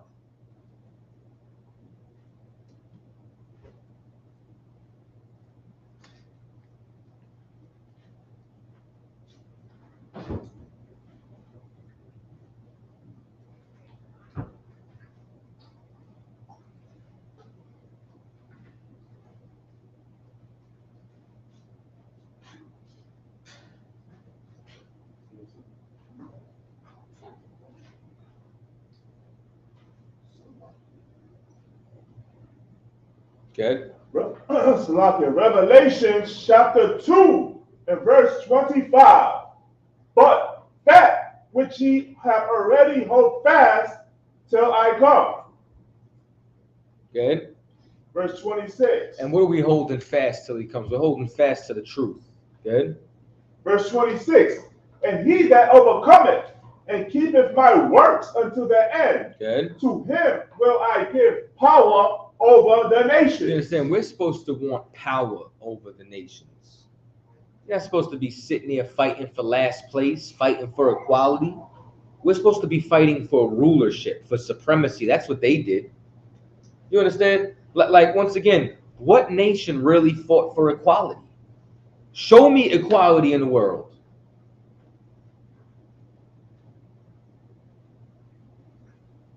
Yo, cue the Jeopardy music. You're not going to be able to find it. Where is there equality anywhere? That's a lie. That's a delusion for your mind. That's a pacifier. That's false hope. That's to keep you pacified as a slave, to just rock you to sleep. Just false ideologies. There is no equality anywhere. Read on. Come on, Khan. Verse 27. And he shall rule them with a rod of iron. And he shall rule them with a rod of iron. And that's how they need to be ruled. Like these heathens are animals, man. Like you seen that brother halfway out of his mind. He was stealing cigarettes from the store in Brooklyn. Y'all saw what they did to him? They held that brother down, just kept beating him with the mop stick. You understand? That's what we gonna be. Except it ain't gonna be no wooden or plastic handle. It's gonna be with a rod of iron. We gonna keep y'all in line with that. You understand? That's what needs to happen. They need to be put in cages. You see what happens when they police us? They need to be put in check. Right. You understand? Drop that. Give me Revelations 5 and 9. Come on, Khan.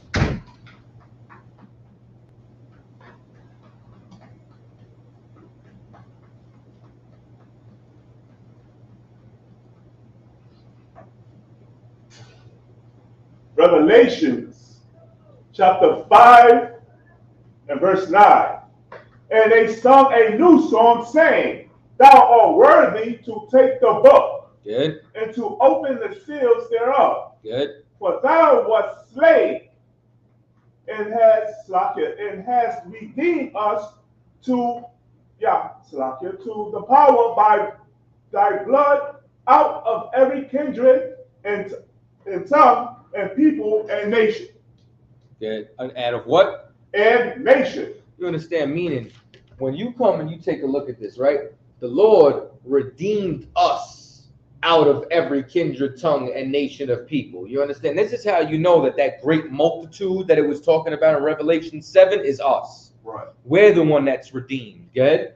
Verse 10. And has made us unto our power kings and priests. And the Lord made us kings and priests. That's how we're supposed to be. We're supposed to be a royal priesthood, man. Good? And we shall reign on the earth. We're going to rule the earth. We're going to reign the earth. But you know what? How are we going to rule the earth if we can't rule our own demons? How are we going to rule the earth? You can't give up weed. Right. You can't give up a plant. A plant. A weed that grows out the ground is ruling over you. Like how are we going to rule the earth if you can't love your brother as yourself? Right. Like these are the things that we got to think about. Everybody want to argue over flat Earth. The Earth round, the Earth flat. Listen, don't talk to me about, you understand. I don't care if we're floating on a cone. I don't care if the Earth is shaped like this. It wouldn't matter to me. Because whatever we floating on, they still killing us. Right. They still ruling over us. You understand? We still on the bottom of every socio-economic ladder. Why don't we get in first place? Then we can have philosophical conversations. Then we can turn around. Like you know why white people can go to space? Because they won. They won so much that it's not even the government going to space now. It's Jeff Bezos. Right. It's Elon Musk. I've been saying for a long time, Elon Musk is a James Bond villain.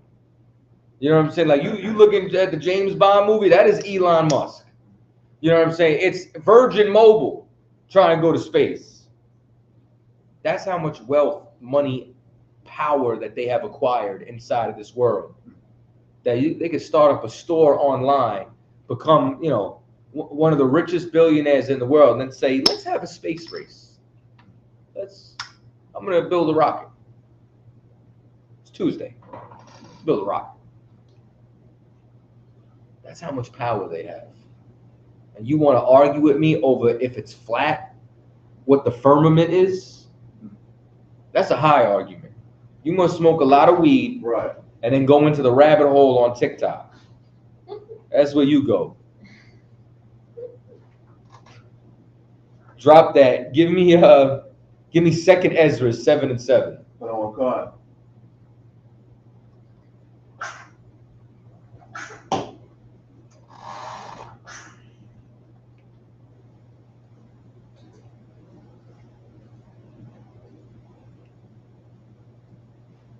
Second Ezra, chapter 7, verse 7.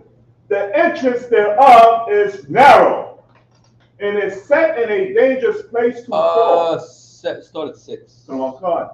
Second Ezra, chapter 7, verse 6. There is also another thing. A city is builded and set upon a broad field, and is full of all good things. This city, this is like the kingdom. This is our inheritance. This is that rulership. This is everything that we're talking about. This is escaping oppression. You know what I mean? This is freedom. Good. Verse 7. The entrance thereof is narrow. But to get there, it is a very narrow path. Good. And is set in a dangerous place to fall. And it is a dangerous journey. It is very easy to fall off of a narrow path. Good. Like as if there were a fire on the right hand. So just picture a fire on one side of this path. Good.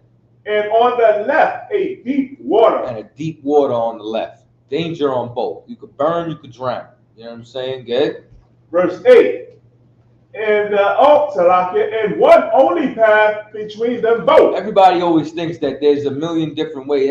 You ever hear somebody say, well, I believe that all the religions got some truth in it. It doesn't matter the highway that you take. They all lead. Nah, that's not how this works. There's only one way. You got on the wrong highway. You in Buddhism, you on the wrong road. You in the Christian church, you on the wrong road. Any of the hundreds of denominations. You in the Muslim mosque, you on the wrong road. You in the IUIC or Sakari, you on the wrong road. Let me not just highlight them, you know what I'm saying? But all the fake Israelites. Right. Good? Even between the fire and the water. Even between the fire and the water, good? So small that there could but one man go there at once. You can't, the path is, hold on for 1 second. The path is so narrow, only one person could get through it at a time. Like that's how the path is. It's very easy to fall off something like that, okay? Verse 9. If this city now were given unto a man for an inheritance. Meaning that our inheritance is what? The kingdom of heaven that's going to be where? On earth. That's where these kings and these priests are going to rule, good? If he never shall pass the danger set before it, how shall he receive this inheritance? You understand? You got to understand that this is going to be a battle. You got to understand that this is life or death. It's either you make it or you're in that fire or that water. There's no in between. Like the Most High is not 50-50. It don't work like that. There's no gray area with him. You're either locked in or you're not. You're hot or you're cold.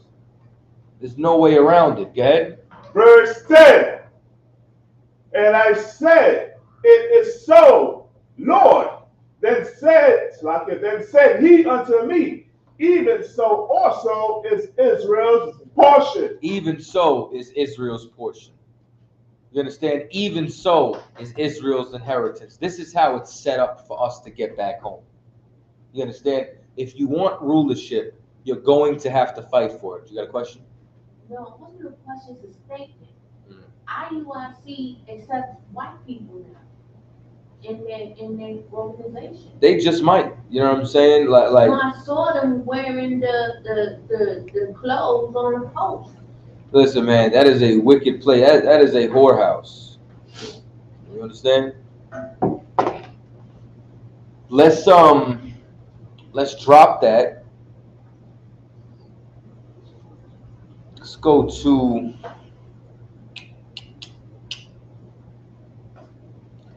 give me 2 Ezra 2:43. Come on, God.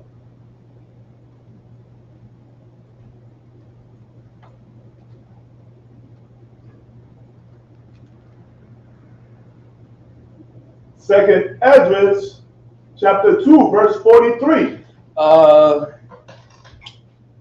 Go up.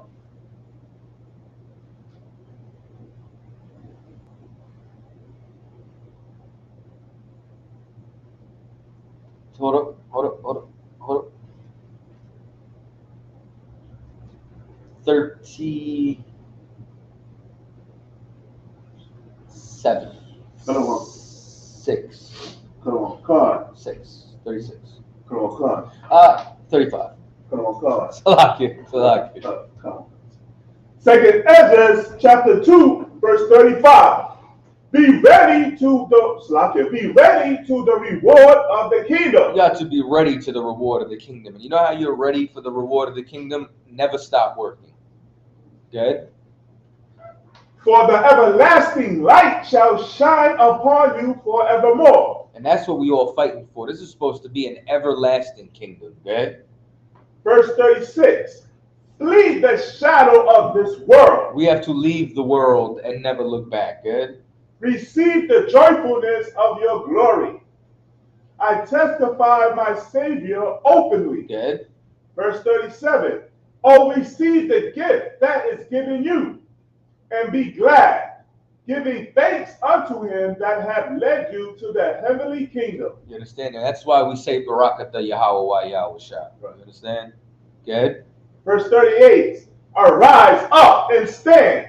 Behold, the number of those that are sealed in the feast of the Lord. So now this is, remember, we're talking about those that are sealed. This is literally what we read about in Revelations. Good?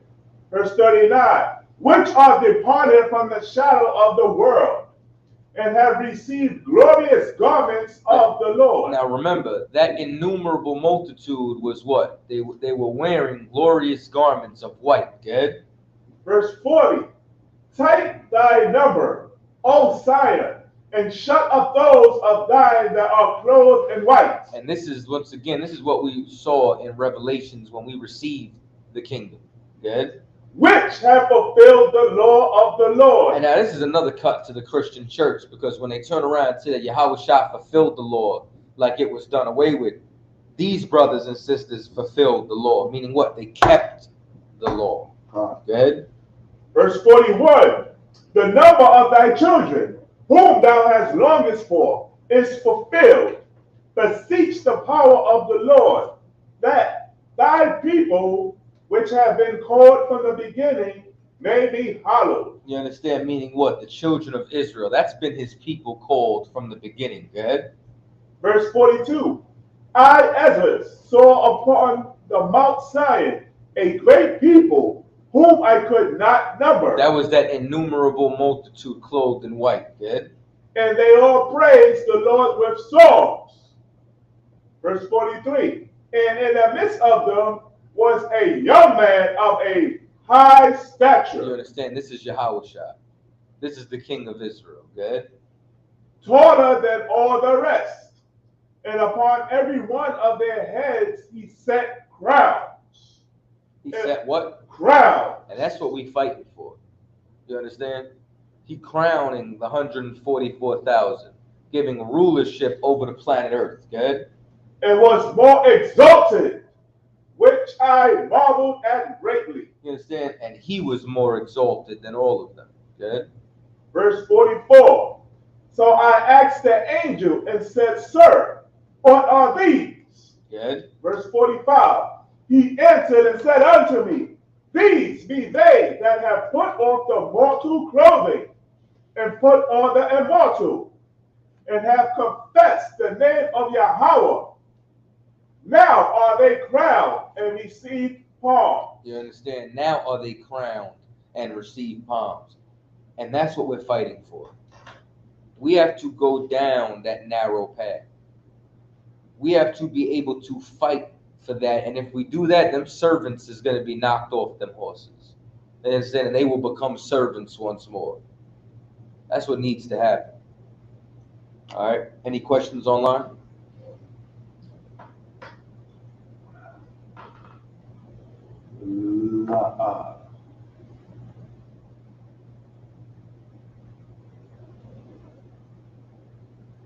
All right. Any questions in the room?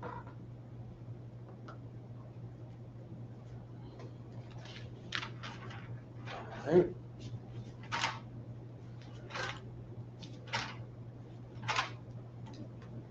Hold on 1 second.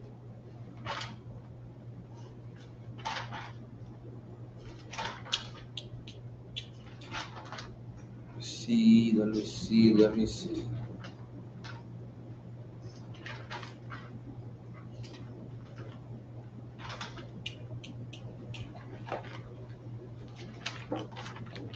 This might be a good breakdown to go into next week. I said the mark of the beast. I'm going to do a breakdown in a couple of weeks.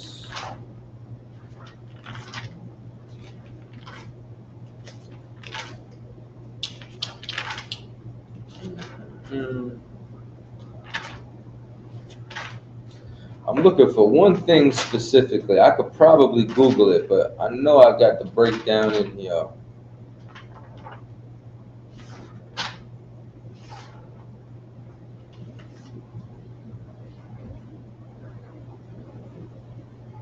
Yeah, go. Let me get 1 Kings 9 and 17, Baba Shah. Come on.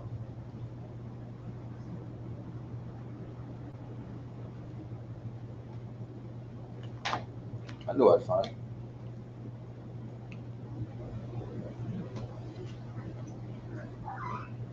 First Kings chapter 9, verse 17. And Solomon built Gezer the Beth-horon the Nether. Verse 18. And Baalath the Tadmor in the wilderness in the land. Good. Verse 19. And all the cities of store that Solomon had. So I want y'all to understand this, right? Solomon was the king of Israel, and he had cities that he strictly used for store. You understand? Like, if you wanna imagine what the kingdom of heaven is gonna be like, this is an excellent verse in order to comprehend that, because we're so used to being servants. Like we don't know. Like when you think of, at one time Haiti was strictly used to grow sugarcane. They treated Haiti like a store city. You understand? Like that's how much power that Solomon had, where he was able to use a nation for this one specific purpose. Read on. God. In the cities for his chariots. He had a city just for his chariots. Could you imagine that? He had a store city. This city's gonna take care of my chariots. Go ahead. And cities for his horsemen. Got a city. This is just where they raised the horses at. Good. And that which Solomon desired to build in Jerusalem and in Lebanon and in all the land of his dominion. All these different lands, meaning this was the expanse of his kingdom. Go ahead. Verse 20. And all the people that were left. So meaning, now he's talking about that in these areas, there's other nations. Go ahead. Of the Amorites, Hittites, Perizzites, Hivites, and the Jebusites, which were not of the children of Israel. So these nations, right? The remnant that survived. Good. Verse 21. Their children that were left after them in the land, whom the children of Israel also were not able utterly to destroy. I mean, Israel came in there to destroy them, but you understand, but these bastards, you understand, survived like roaches. Good. Upon those did Solomon levy a tribute of bond service unto this day. You understand? He levied a tribute, a tax. But you know what this tax was? Service. Right. If you're going to be in this land, you're going to serve the children of Israel. So those cities with the store, they take care of the store. Those cities with the horses, they're taking care of the horses. Those cities with the chariots, they shine in the chariots, building the wheels, doing the maintenance. Good? Verse 22. But of the children of Israel did Solomon make no bondmen. Meaning, in that time, wasn't none of the children of Israel doing that servile work. They were not in bondage to Solomon. They were not doing that lowly work. They left that for the heathens. Right. Good? But they were men of war. They were what? Men of war. These brothers, because they were not focused on servitude, were able to focus on war. They were able to become strong. Good? And his servants, and his princes, and his captains, and rulers of his chariots, and his horsemen. This is like the closest thing that you could see to the kingdom of heaven. You know what I'm saying? Like if you go and you look at that, everyone being free, the nations serving us. You understand? Our king ruling over Jerusalem and an expanse of all these lands. Like that's the kingdom of heaven. Right. Is Yahushua sitting on that throne, ruling over these other nations, and us living in glory. Good. No job. There's going to for sure be jobs. I mean, you see, he had servants, he had people who were in offices, but you want to think high positions. You understand? You want to think aristocracy. You want to think nobles. You understand? Like you don't want to think shoveling shit in a stable. That's for the parasites, the Jebusites, the heathens, the other nations. Right. You understand? They could deal with horse manure. That's better. You know, Salakia. Right. You understand? They could deal with the manure. Ain't no manure for us. Right. You understand? Any other questions?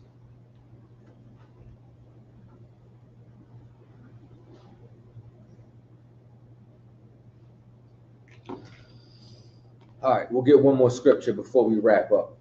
Let me get Isaiah 60 and start at 1 for now. Come on, God.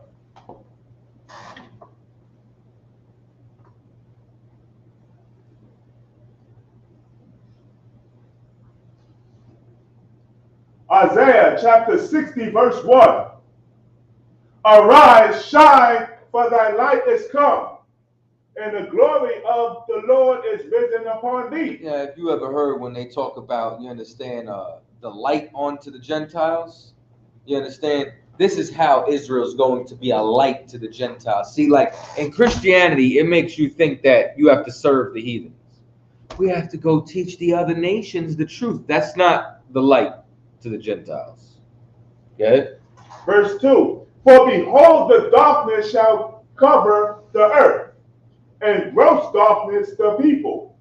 But the Lord shall arise upon thee, and his glory shall be seen upon thee. This is the light of the Most High that shines onto Israel. You understand? This is the glory that comes, because if you're not in light, what are you in? Dark. Raise your hand. Darkness. You're in darkness. Israel's in darkness when we're in captivity, Right. when we're being destroyed. That's when we're in darkness. Now the Lord's having mercy on us. The light's on us. Now we get to shine. Like you know, who shines inside of America? How about movie stars? Right. How about rock stars? Don't they shine? God. Why do they shine? They're famous. They're well known. They live delicious. Well, when the Lord's light shines on Israel, we become the stars, the illuminated ones, the rulers, the ones with the might and the power and the fame. Okay? Verse 3. And the Gentiles shall come to thy light, and kings to the brightness of thy rising. You understand? Meaning the kings is going to come. And you know what's going to happen? Drop down to verse 10. Verse 10. And the sons of strangers shall build up thy walls, and their kings shall minister unto thee. For in my wrath I smote thee, but in my favor have I had mercy on thee. You understand? So when these kings and these nations come to us, they're going to build the walls. They're going to build our kingdom. Their kings, minister means to serve. Their kings are going to become servants. A king is going to become servants to the children of Israel. Right. Good? Verse 11. Therefore thy gate shall be open continually. They shall not be shut day nor night. Meaning, you have a city that never sleeps? Right. That's going to be Israel. It's going to be the city that never sleeps. Meaning, it's going to be like the city, so much treasure and riches and tribute is going to be coming into the city. It's going to have to be open day and night for how much they're going to bring in. Good? That men may bring unto thee the forces of the Gentiles. Good? And that their kings may be brought. And their kings are going to come pay that tribute. They're going to give everything back that they stole. Everything back that they took from us. Good? Verse 12.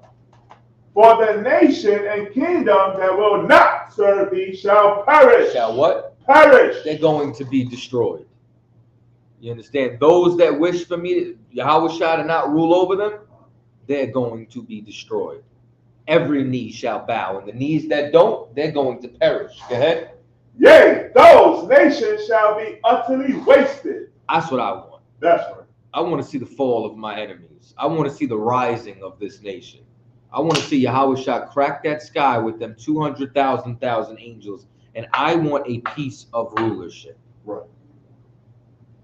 And with that, pass the class over to priest and officer Shaw. Clap it up for the class.